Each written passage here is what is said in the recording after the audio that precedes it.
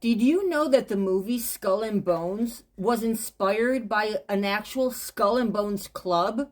Well, it's not a club, it's a fraternity. It's a fraternity at Yale. Now, here I was thinking that it was a fictional movie. Instead, it's based on real stuff. Skull and Bones at Yale is a fraternity, or to better say, a senior society, meaning students aren't fully pledged until their senior year. It was the first senior society and also the first secret society. Students don't just pledge to join hoping to be chosen, like you do at other fraternities. Instead, these guys are recruited, just like we saw in the movie. And they're only recruited if they see you as a potential valuable servant or if you can serve them in the future.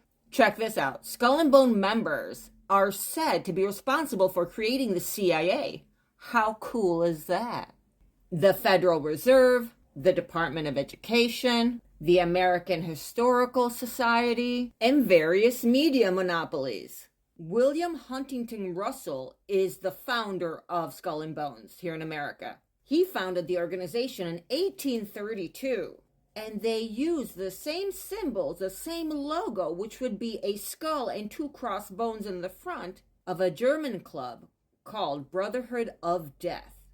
It's also an image that's connected to World War II. But guess who else used this symbol? The Knights Templars. Are these the new Knights? In 1876, a group of Yale students that had nothing to do with organizations, they were a group of revolutionaries. They broke into the Skull and Bone headquarters to investigate this organization. And then they published a newsletter about it called The Fall of Skull and Bones. These guys called themselves File and Claws. Now, not sure if they were mocking Skull and Bones or if they literally used files and crowbars to get into where they were getting into. Now, the File and Claw guys, they discovered a whole bunch of things, including coded messages that were framed on walls that were all very cryptic. Then they found a vault that contained a whole bunch of skulls. Now, again, this happened in 1876. This is all super old stuff. If you'd like to know more, this is the book by Mark Dice, and I have it up in my link tree. This is a quote of a previous lodge president. The character of being a man is the only one that is of importance.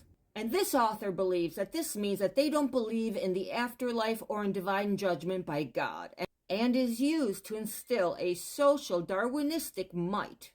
And this is the philosophy of Skull and Bones. Who knew that it was more than just the movie?